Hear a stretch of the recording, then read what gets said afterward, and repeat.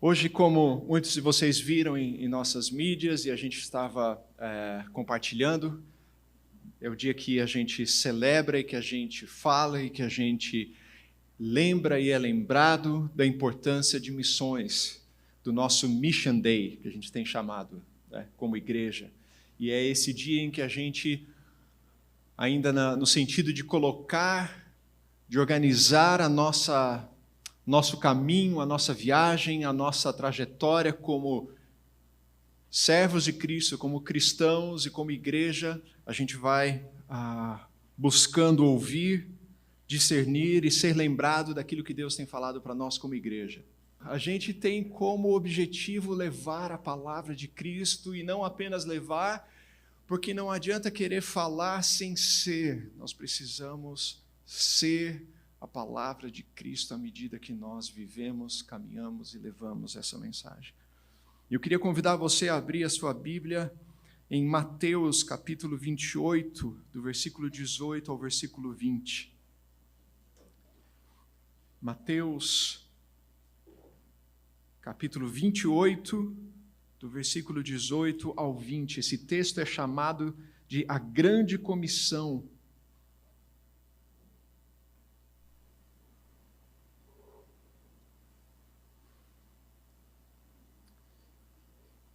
A palavra diz assim: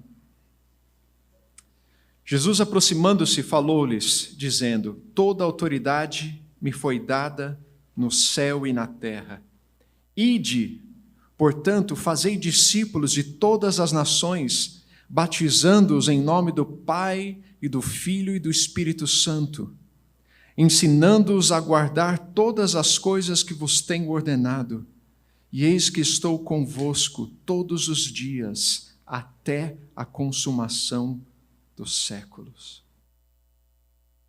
Deus, o nosso Deus é um Deus amoroso, misericordioso e um Deus dinâmico, um Deus que está sempre em movimento e movimentando o seu povo e tocando, como o Vini disse aqui, não é um Deus que está aquém, um Deus que está observando, mas é um Deus que está atuando. E nesse movimento de Deus, nós vemos Ele através da história. Essa missão que nós somos chamados a ser e a fazer parte, ela não é nossa, ela é a missão de Deus, é aquilo que foi designado como um termo aí pelos teólogos, por aqueles que são os mestres, como a missio Dei, uma missão que é de Deus. Só que Deus, em sua misericórdia, sabedoria, bondade, Ele fala: eu quero que você faça parte dessa missão. Eu quero que você venha junto comigo. Eu quero fazer esta missão através de você. E nós vemos lá em Gênesis 3,15, acaba a queda, o plano de Deus já está ali, porque Ele já tinha feito esse plano muito antes de criar todas as coisas. Nós vemos os pais da fé, nós vemos os reis e os juízes cumprindo essa vontade de Deus de glorificar seu nome, de apontar sempre para esse Deus que quer restaurar esse relacionamento do homem com Ele. Nós vemos os profetas, e até no momento de disciplina, um momento em que Israel colhe as consequências da sua apostasia e é levada para o exílio, nós vemos Deus atuando no momento da história que todo mundo pode pegar e falar: pronto, agora deu ruim, acabou, Israel não conseguiu cumprir a vontade de Deus, Israel foi infiel, Israel está sendo levada para o exílio, Jerusalém foi destruída. E Deus está usando toda aquela correção, todo aquele ensinamento, como um pai amoroso que disciplina os seus filhos. Deus está usando aquilo para a glória do seu nome. O exílio não somente foi ali uma forma de preservar Israel, mas usar aquilo para que todas as nações ouvissem daquele Deus, o Deus de Daniel, o Deus de Sadraque, Mesaque e Abdenego, o Deus que atua no meio dos reis e das nações. Nós vemos ali no Novo Testamento esse chamado de Deus para nós, que nós acabamos de ler, dessa grande comissão. Nós vemos o nascimento dessa igreja, a vinda do Espírito Santo, a manifestação do Espírito Santo, trazendo a unção, o poder, a autoridade, a capacitação para pregar, para ser essa palavra. Nós vemos a igreja passando por um momento obscuro e difícil e a reforma vindo restaurar isso. Deus é Senhor e Deus é Senhor da sua igreja. E mesmo que ela entre num momento de convulsão e de total escuridão, como nós já vimos, Deus restaura. Porque o plano de Deus não vai ser impedido por homens, por ideologias, por autoridades e por governos. Deus é soberano em cumprir a sua missão. Nós vemos que vem os movimentos de avivamento e nós vemos que a igreja vai se adaptando e vai aprendendo a trabalhar, aprendendo com essa mudança que existe no mundo. Nós vemos profissionais entendendo que aonde eles estiverem com a sua profissão, eles são chamados a serem instrumentos de Deus, chamados a serem testemunhas do Senhor, aonde eles estiverem. Nós vemos que é desmistificado o ministério para que todos entendam que cada cristão é um ministro do Senhor, servindo a Deus como um sacerdote do Senhor. Nós vemos a diáspora, a globalização, trazendo uma transformação nesse mundo, como nós entendemos que antes ir até os confins era necessário pegar um avião e ir para um lugar distante, e hoje, às vezes, atravessando a rua para um outro bairro, você encontra os confins da terra ali como seu vizinho. Nós vemos a mobilização das igrejas, entendendo o despertar, participando de um terceiro setor, através de ONGs e organizações, para tocar na vida das pessoas no seu dia a dia. Deus está em movimento e Deus está agindo. Deus tem feito isso conosco. Nós temos uma história nessa igreja de missões, de anos, de uma igreja que, mesmo sendo pequena, conseguia olhar para o seu bairro, para a sua nação e até os confins da terra, caminhando com famílias e com missionários que estavam em lugares distantes, distintos, que não tinham relação nenhuma com a ideia, com a cultura, com o modo de ser e viver que nós tínhamos e temos aqui em São Paulo, no Brasil. Mas enxergávamos que nós éramos esse corpo local para um alcance global pelo Evangelho de Cristo. Nós temos um grande desafio nos dias de hoje, meus irmãos. O desafio que essa pandemia causou e vai continuar refletindo, vai continuar ecoando ainda por anos, talvez ainda décadas. Uma pandemia que está se encaminhando para se tornar essa endemia, que nós vamos ter que ir aprendendo a viver e conviver com ela, mas que foi mostrando a fragilidade do ser humano, a fragilidade das instituições, a fragilidade dos governos, a fragilidade das pessoas, e da necessidade dessa espiritualidade que por muitos estava sendo desprezada. Nós fomos vendo que essa pandemia foi nos colocando desafios de como nós nos transformarmos com as novas tecnologias e como os usarmos para fazer essa missão de Deus. Como nós olharmos para essa agenda que o mundo clama por resposta, buscando combater aquilo que é necessário ser combatido dentro do Evangelho com a igreja de Cristo, seja o racismo, seja o trabalho escravo, seja o tráfico de pessoas, seja a pobreza, a essa desigualdade gritante que nós não podemos continuar aceitando, seja os conflitos éticos que nós temos tido entre a ciência e a fé,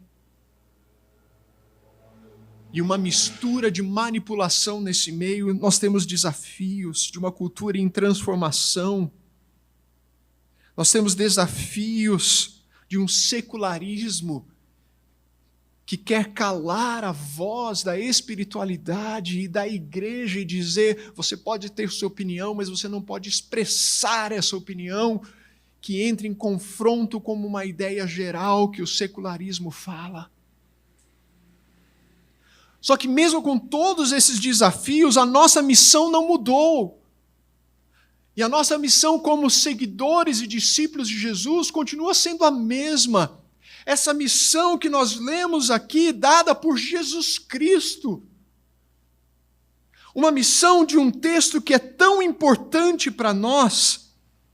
É um texto que nos fala de uma maneira tão contundente, que ela é repetida nos outros evangelhos, ali em Marcos 16:15, Lucas 24:47, ela é clara, ela é objetiva, ela é uma direção para nós, para quando a gente ficar meio perdido nessas tempestades, a gente poder colocar essa bússola de novo em posição e saber quem nós somos e para onde nós estamos indo, e com quem que nós vamos.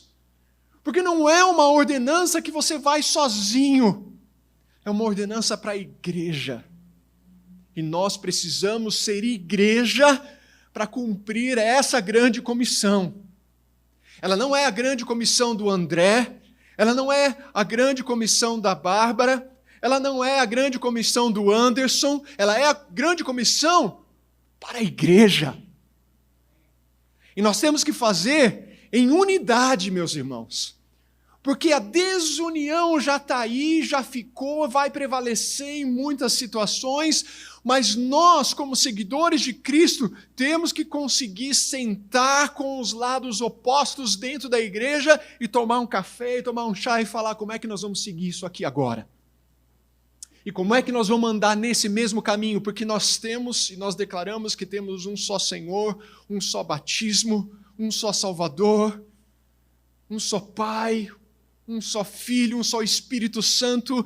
Como é que nós vamos fazer isso? Porque essa missão é minha e tua, meu irmão, e a gente precisa aprender a andar junto.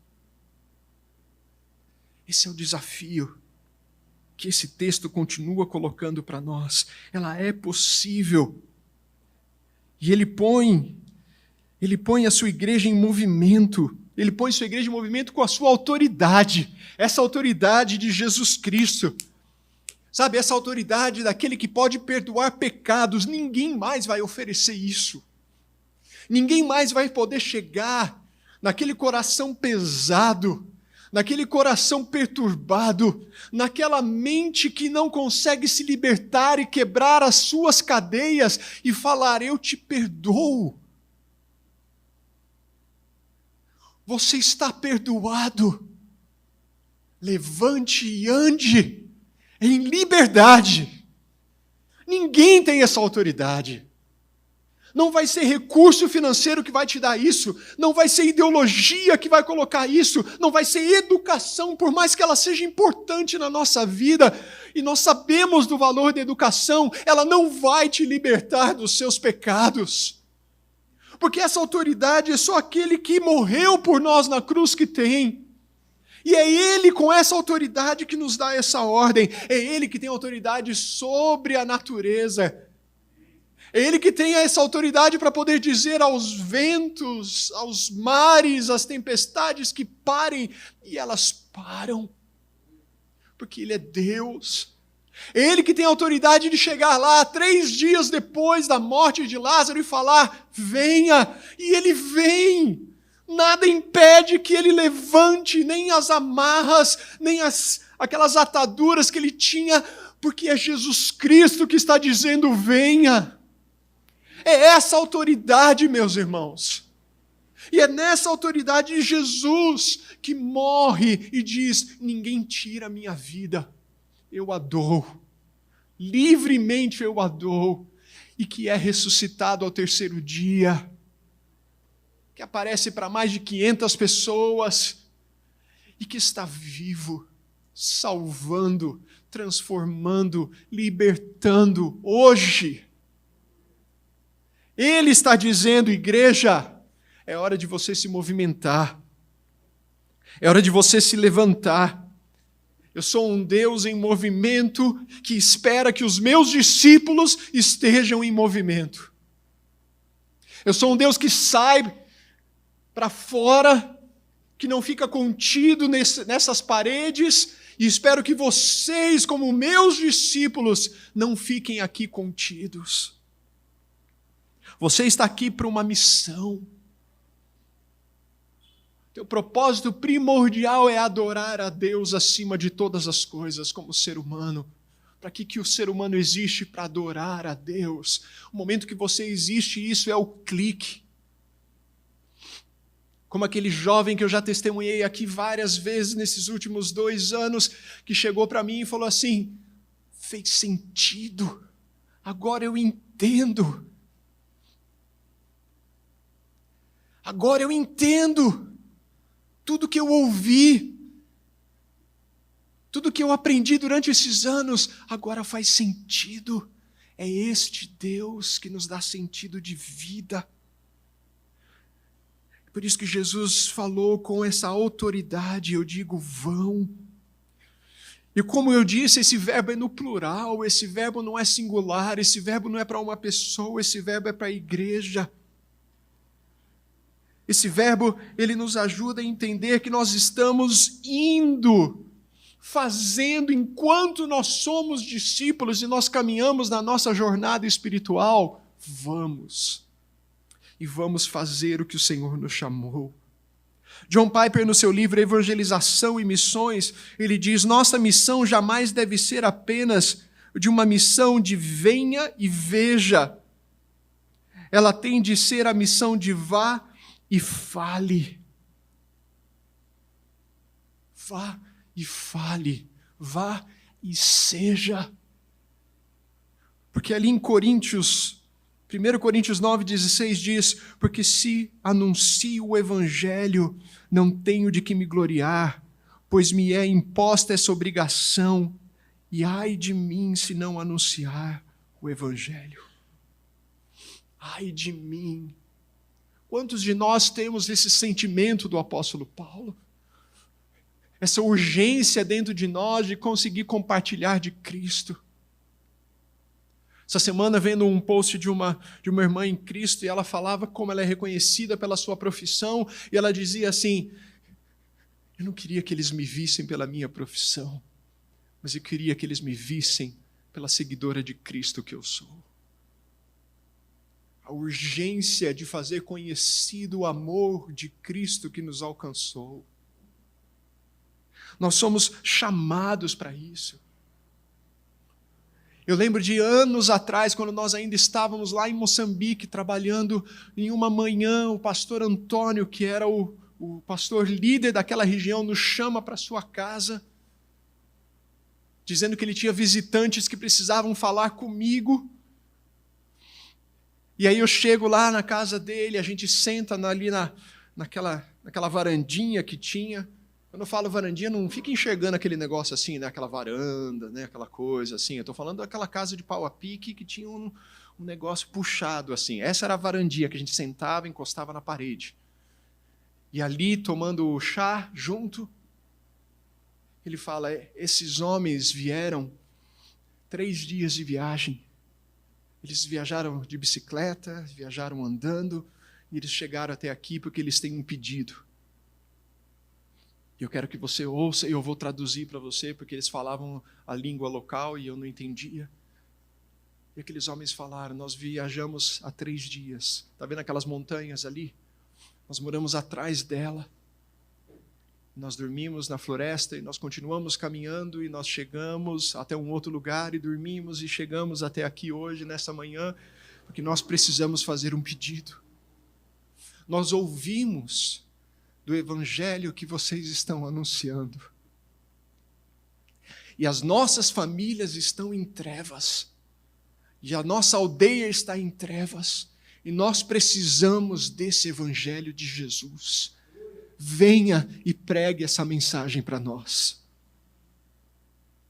Existem pessoas que precisam e que estão com sede e com fome de ouvir essa mensagem. Existem pessoas que estão nos cantos desse mundo, nos vales, nas montanhas. Existem pessoas que estão nessas ocupações, no fundo, no último cômodo que existe, esperando que uma mensagem possa chegar até a sua casa, até o seu lugar. Existem pessoas aqui, os ribeirinhos da nossa nação, que precisam que alguém tenha coragem de viajar dias e dias naquelas canoas para poder chegar e falar: eu conheci um caminho que traz liberdade, que traz vida. Existem pessoas aonde vocês, jovens aqui, têm ido com o ministério do Steiger, ali naqueles clubes, naqueles shows, naqueles eventos, que estão clamando como essas pessoas, dizendo: nós estamos em trevas e nós precisamos dessa libertação. A missão, ela vai acontecendo aonde nós estamos. Esse chamado para nós é um chamado de sermos e fazermos a todos os povos do mundo. Mateus 28 nos mostra que a igreja não está restrita a nacionalidades, etnias, localização. Atos 1:8 nos diz: recebereis poder ao descer sobre vós o Espírito Santo e sereis minhas testemunhas, tanto em Jerusalém, como em Judeia, Samaria, até os confins da terra. É simultâneo, tanto como até. Não tem essa de vou terminar aqui para começar ali, primeiro eu faço assim, depois eu faço daquele jeito. Ela é simultânea, ela é dinâmica. Deus espalha a sua igreja, Deus sopra o seu vento, para que essa missão chegue até onde as pessoas estão. Ser uma igreja, como Davi nos alerta, para servir a sua própria geração. Esta é a geração que nós temos. Essa é a geração que você foi criado, está sendo criado, que você reconhece como sua. Esta é a sua hora, este é o seu momento de ir e de fazer a vontade de Deus. Uma igreja que olha para fora, que busca dialogar com essa cultura, ou com as culturas que existem dentro de cada cultura. Uma igreja que consegue ser local e global ao mesmo tempo. Uma igreja que está buscando redimir essa história. Como Abraham Kuyper fala em seus escritos, o trabalho da igreja é fazer discípulos ao invés de querer mudar a sociedade. Nós estamos invertendo, meus irmãos. Nós estamos invertendo como igreja no Brasil as coisas, a direção. Nós estamos colocando o carro na frente dos bois. Nós estamos invertendo. Nós queremos mudar a sociedade sem mudar o coração do homem. E isso não vai acontecer. E como igreja, nós não somos chamados a mudar a sociedade, nós somos chamados a mudar o coração do ser humano. E Kuyper está dizendo isso, ele está falando isso, ele está falando, mas ela trata de ser discípulo para fazer justiça, trata de ser discípulo para dar testemunho, trata de ser discípulo para acabar com a corrupção. São os cristãos que têm que colocar o pé no chão, bater o pé e falar: não, eu não vou pagar essa propina, não, eu não vou aceitar fazer isso, não, eu não vou, eu me recuso, eu vou fazer esse teste de habilitação para tirar a minha carteira de motorista 10 vezes, mas eu não vou dar esse dinheiro. Começa aí, numa coisa pequena, que todo mundo sabe que acontece. Começa na hora de pagar aquela conta de luz, de não fazer acordo. Começa na hora de você não aceitar o gato net. De você não ir lá e tentar acessar, cadê esse produto milagroso que me dá TV a cabo sem pagar nada? Começa aí. Começa fazendo as pequenas coisas para que a gente possa fazer muitas coisas. Por quê? Porque a gente vai pedindo a Deus para mudar aqui, ó, mudar o eu, antes de mudar o próximo, mudar o eu, me libertar dos meus pecados, antes de eu querer falar para o meu irmão ali, ó, qual que é o pecado dele, o que ele tem que deixar, o que ele tem que parar. Cadê o meu pecado? Cadê a minha culpa? Cadê o meu erro? Que eu fui lavado e remido por Cristo. É esse que eu preciso colocar, ó, a minha força, a minha energia, a minha dedicação. Porque aí nós vamos conseguir mudar essa sociedade, aí nós vamos conseguir fazer diferença aqui. Aí nós não vamos ser estatística de quantos % de evangélicos disso, daquilo. Aí nós vamos ser instrumentos de um avivamento verdadeiro de Deus. O Senhor nos chama para ser esse instrumento, meus irmãos. Essa semana eu tive o privilégio de participar de uma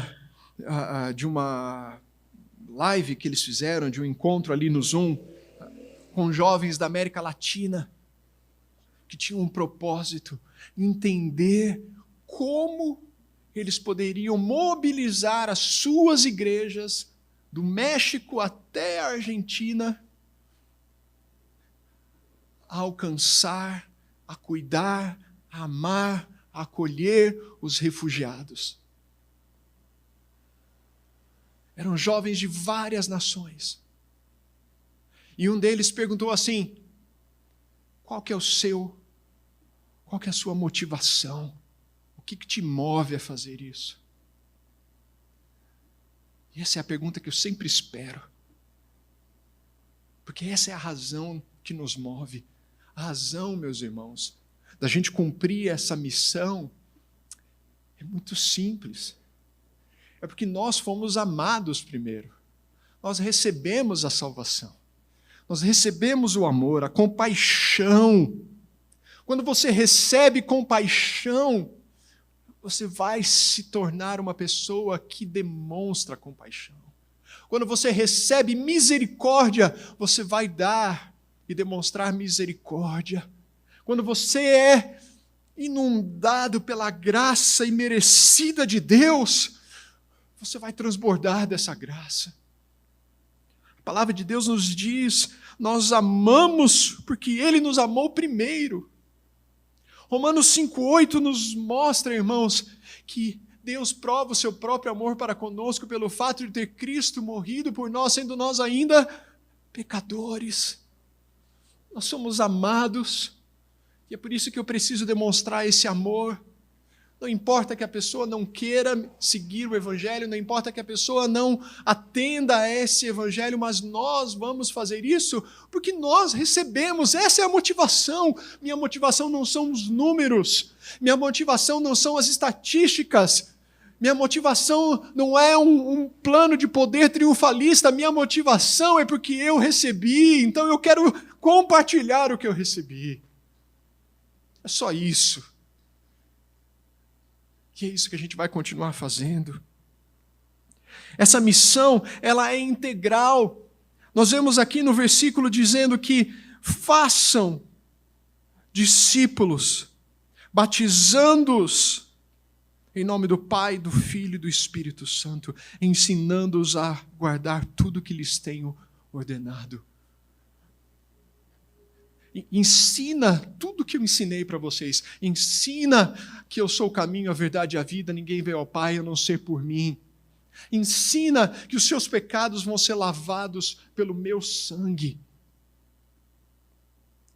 Ensina que eu morri e ressuscitei ao terceiro dia e vou voltar como eu prometi. Ensina tudo. Ensina o batismo, ensina a ceia, ensina a multiplicar os pães.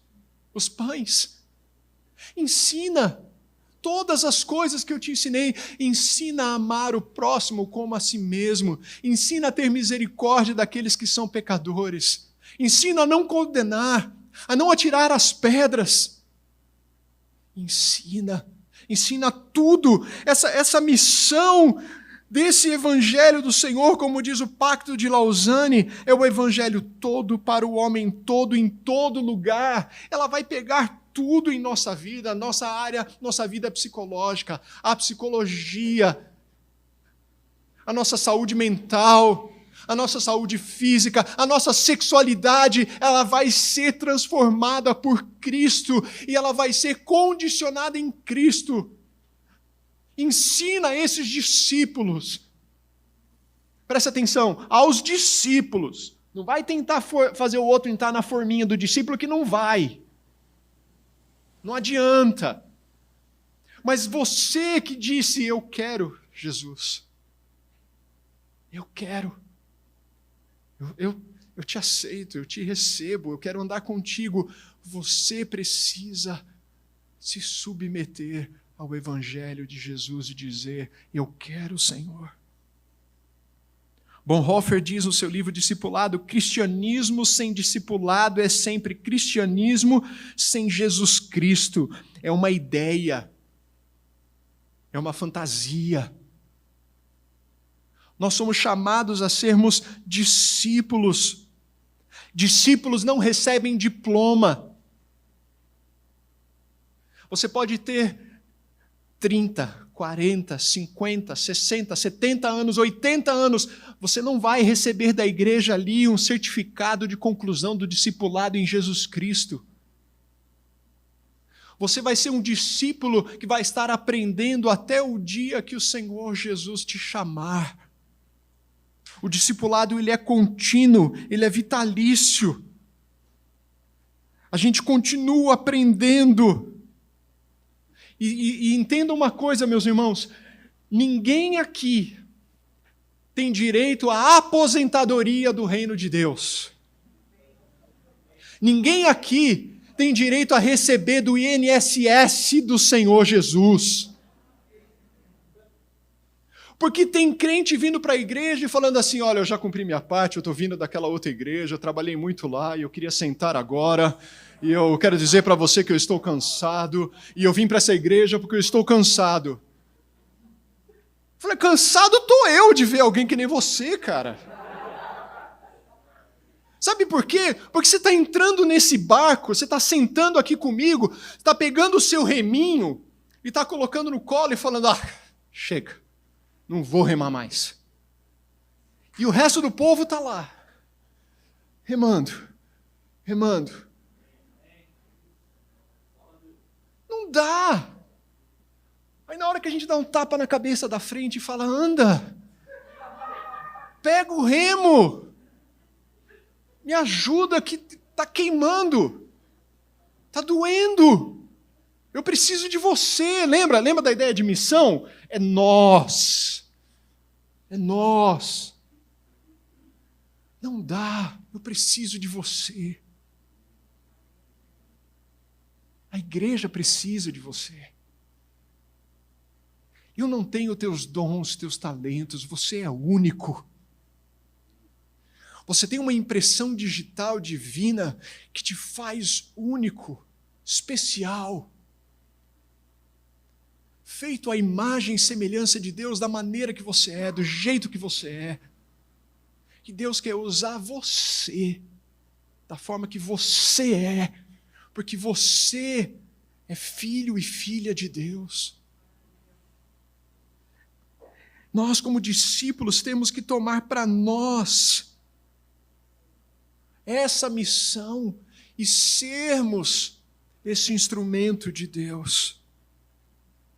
Dessa forma holística em nossa vida, em todas as áreas.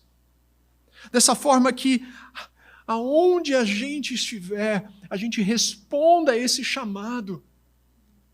Bonhoeffer, falando ainda do chamado de Levi, ele diz assim: a resposta do discípulo não é uma confissão oral da fé em Jesus, mas um ato de obediência. Vai lá nos evangelhos, olha Jesus chamando Pedro, João, Jesus chamando os outros discípulos ali, falando: vem e segue-me. Nenhum deles ficou em pé e falou: Senhor Jesus, eu creio em ti, amém, e voltou ao seu serviço. Eles largaram o que tinham e falaram: estou aqui. E aí eles começaram a andar com Jesus. E começaram a fazer assim: ó, o que eu faço? Vamos ajudar. Vamos organizar essa fila. Vamos fazer o café da manhã. Vamos limpar esse lugar. Vamos organizar em grupo. E eles foram fazendo. E eles foram ouvindo. E eles foram escutando. E eles foram replicando. E eles foram se tornando pequenos cristos, até o momento em que eles foram chamados de cristãos. Pois eu tive fome e vocês me deram de comer, tive sede e vocês me deram de beber, fui estrangeiro e vocês me acolheram, necessitei de roupas e vocês me vestiram, estive enfermo e vocês cuidaram de mim, estive preso e vocês me visitaram. Esse é o evangelho que Jesus falou, que nós temos que continuar obedecendo e seguindo. Dr. Shedd diz que, comentando sobre esse texto, esse versículo, ele diz que a vida frutífera e boas obras são o sinal exterior da presença de Cristo no coração do discípulo de Jesus. É por isso que a gente vai continuar fazendo o que Deus tem nos chamado. Aqui, antes de começar o culto, a gente estava ali orando, e o Hudson estava lembrando a gente, falando: nós estamos orando por um lugar de culto maior. Nós queremos um espaço maior para a gente poder se reunir. Hoje é o segundo culto que a gente está quase igual antes da pandemia. Graças a Deus. Dá uma olhada aí em volta, ó. Dá uma olhadinha. Olha que legal. Você que está ouvindo a gente que não voltou para a igreja, fica com vergonha agora. Você mesmo que acostumou a ficar em casa. Cadê a câmera, bispo? Que eu quero olhar para a câmera agora. Cadê? Ó? Você! Não vou nem falar o que eu queria falar para você, mas Deus tenha misericórdia da sua vida. Tomar uma água para ficar calmo aqui, porque... Graças a Deus, a gente está aqui junto e está vendo a igreja. Ela não morreu. Ela se adaptou. E agora que a liberdade está voltando, ela está voltando a ter esse momento. Todo mundo, você não está vendo, cara, mas está todo mundo aqui de máscara, ó, todo mundo aqui seguro, fazendo o máximo que pode. A gente vai aprender a viver com esse novo e vai ser isso. E se fechar de novo, e se vier de novo, nós vamos se adaptar outra vez, mas o corpo de Cristo não vai acabar e não vai morrer, porque a igreja é dele. Mas como igreja dele, nós temos essa missão. E nós vamos continuar dando cesta básica para quem precisar, enquanto Deus nos der recurso para isso. E eu vou te dar uma notícia: Deus é tão bom, tão misericordioso, que na hora que está acabando, que é o último mês, que não tem mais de onde vir recurso para comprar, e eu, Caetano, a gente senta com o restante da equipe, a gente conversa e fala: e agora?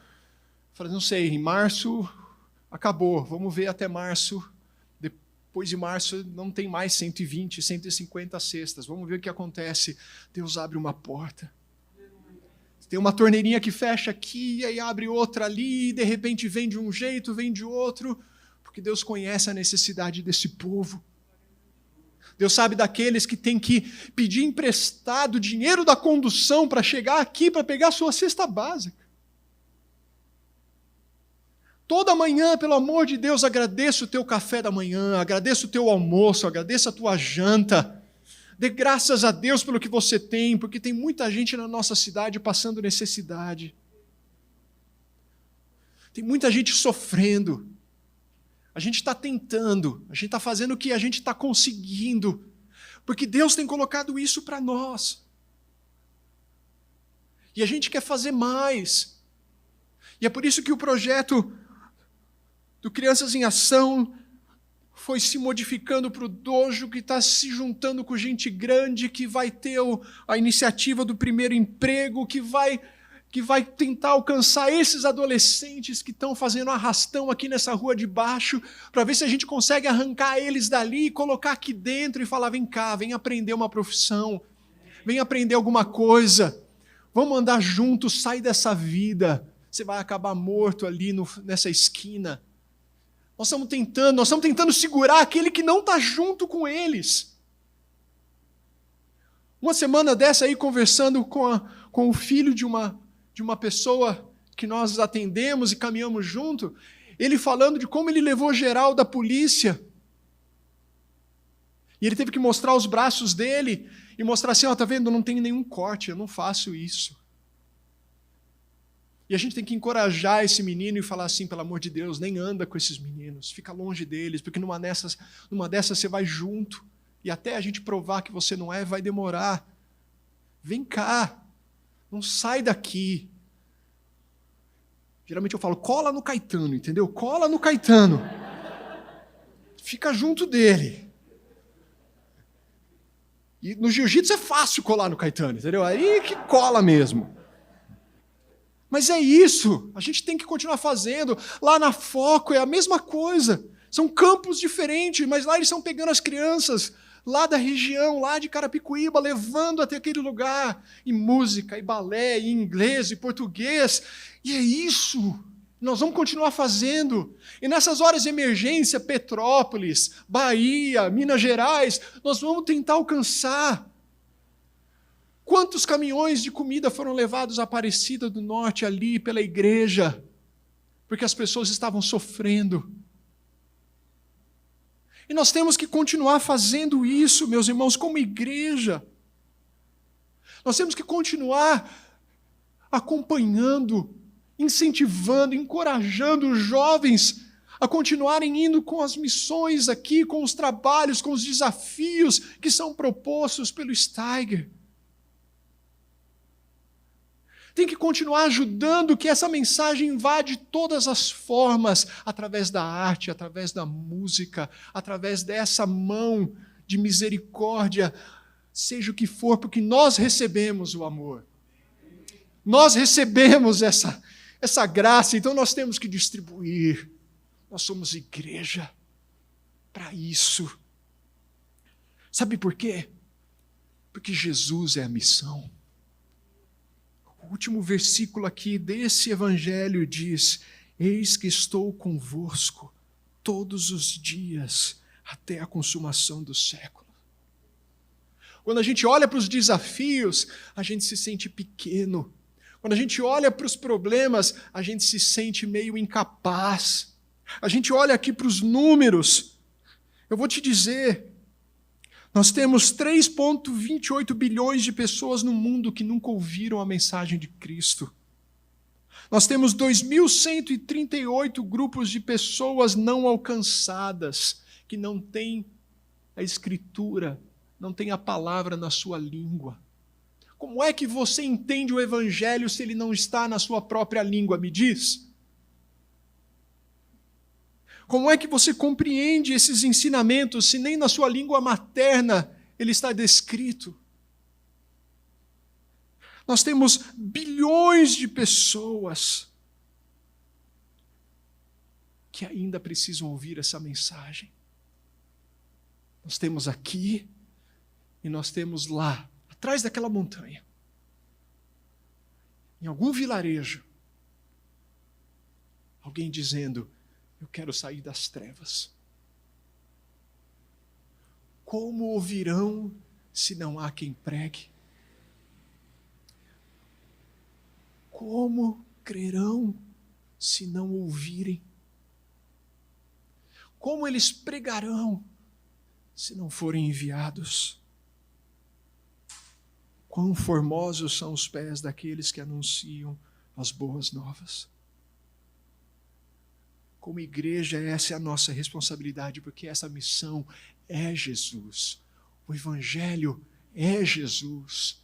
E Ele está em nós.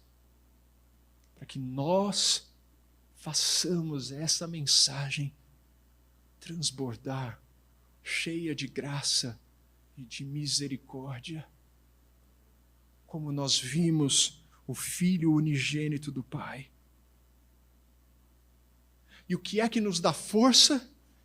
Que Ele está conosco. Nós não vamos fazer isso sozinhos.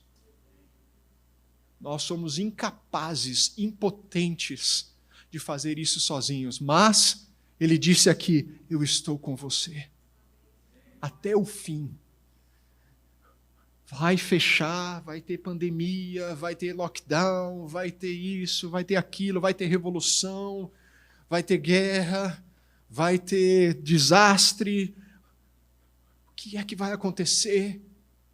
Mas eu estou com você. Para você ser o meu discípulo e a minha igreja cumprindo essa minha missão até o fim. E nós sabemos dessa vitória. Lá em Apocalipse, capítulo 7, versículo 9, dá o spoiler para a gente. Né? Imagina você está assistindo aquela série, você está vendo lá, e aí o spoiler é esse. Depois disso olhei e diante de mim estava uma grande multidão que ninguém podia contar, de todas as nações, tribos, povos, línguas, em pé diante do trono e do Cordeiro, com vestes brancas, segurando as palmas, e clamavam em alta voz: a salvação pertence ao nosso Deus, que se assenta no trono, e ao Cordeiro. Aleluia! Está vendo? Para o pastor que reclama do som alto, lá no céu vai ter som alto, em alta voz, né? Está vendo, Fê? Estava tudo gritando lá, entendeu? Não tem essa de André, pede para baixar o volume. Não vai. Em alta voz, eles falavam, a salvação pertence ao Cordeiro. Todas as tribos, todas as línguas, todas as etnias, todas as nações, essa vitória já está determinada por Deus. A missão é de quem? É de Deus. Mas Ele fala para nós, vem André, faz parte dela. Vem Silmar, vem Hudson, vem Beth, vem Adriana, vem. Essa é a missão. É para isso que você está aqui. Esse é o nosso chamado. Eu queria orar com você agora. Eu queria ter 2 momentos agora. O primeiro, eu quero orar com você que está aqui, com você que está nos ouvindo aí em casa. Você que ainda não tem convicção da tua salvação em Cristo, você que se sente perdido, você que ainda está em trevas. Se há alguém aqui entre nós que precisa agora, nesse momento, dessa convicção, dessa certeza, desse toque milagroso de Deus, se você ainda precisa entender como aquele jovem que eu falei, se precisa fazer sentido para você a palavra de Deus e do Espírito Santo, se você sente nesse momento que essa mensagem é para você, eu te peço agora, levanta a tua mão para orar comigo. Fica com a tua mão levantada, porque eu quero orar com você, aí na tua casa ou aqui conosco. Abre o teu coração, se rende agora diante de Deus, se rende diante do Senhor Jesus e diz: Pai, eu me entrego nas tuas mãos. Pai, me aceita de volta. Pai, eu quero ser teu filho, tua filha. Pai, eu estou aqui. Me aceita, Jesus. Eu creio em Jesus Cristo, Filho de Deus, que veio ao mundo, que morreu por mim, que ressuscitou ao 3º dia e que vai voltar. Eu creio em Ti, Jesus. Salva-me. Faça essa oração agora. Entrega em nome de Jesus tua vida. Não tem coisa mais importante, não há razão mais importante, não tem mais nada importante que nós possamos fazer na nossa vida, a não ser reconectar com o autor e criador da sua vida. Faça essa oração, ou da maneira que você conseguir, aceite a Cristo agora,